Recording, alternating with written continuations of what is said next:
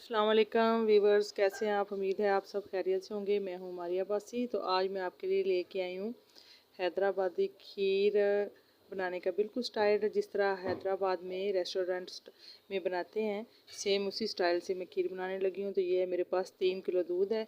तो एक मैंने बर्तन में डाल लिया है और इधर मैंने चावलों को तकरीबन 1 घंटा भिगो कर रखा हुआ था, उनका पानी निकाल कर, ताकि हमारे जो चावल हैं वो नरम पड़ जाए।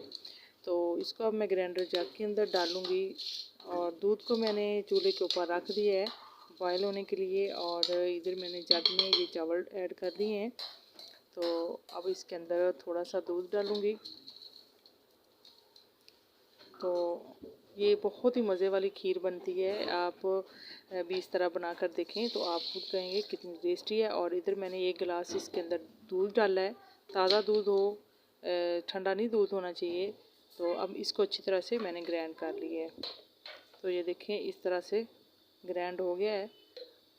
तो इसको अब मैंने ग्राइंड कर लिया है। और अब मैंने दूध जो चूल्हे के ऊपर रखा था बॉयल होने के लिए, तो उसको हल्का हल्का बॉयल शुरू हो गया है। तकरीबन रखे हुए 5-6 मिनट हो गए और उसको बॉयल शुरू हो गया है। तो ये देखिए इसकी अब मैं जो ग्राइंड किए हुए चावल हैं वो इस दूध के अंदर मैं ऐड करूँगी। उससे पहले मैं इसके अंदर डालूँगी कुछ छुहारे कटे हुए। आप इसकी जगह जो भी ड्राई फ्रूट आप पसंद करते हैं वो डाल सकते हैं। तो अब मैंने वो डाल दिए इसके अंदर। और इसको मैं इस तरह चावल भी मैंने डाल दिए हैं जो मैंने ग्राइंड किए थे, और इस तरह मैं चम्मच इसमें हिलाती जाऊँगी। तकरीबन मैं खीर को 15-20 मिनट तक इस तरह ही पकाऊंगी। तो थोड़ी थोड़ी देर बाद मैं इसके अंदर चम्मच चलाऊंगी। और खीर मैंने बिल्कुल स्लो फ्लेम पे पकानी है, तेज़ फ्लेम नहीं करनी है। एक तो हमारी जो खीर है वो गिर जाएगी, उबल जाएगी, और दूसरी है कि नीचे ना लग जाए।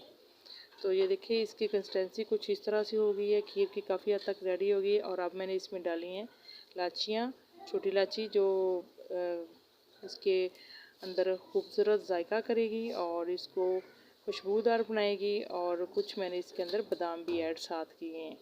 तो अब मैंने इसके अंदर डाल दी है चीनी हस्बे जायका, जितनी कि आप इस्तेमाल करते हैं। और इसको फिर मैं तकरीबन 15-20 मिनट तक दोबारा फिर पकाऊंगी, तकरीबन मीडियम फ्लेम पे।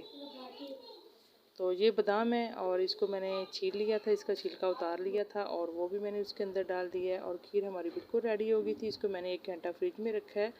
तो ये देखिए आप अपनी मर्ज़ी के ड्राई फ्रूट ऊपर डाल लें। तो इस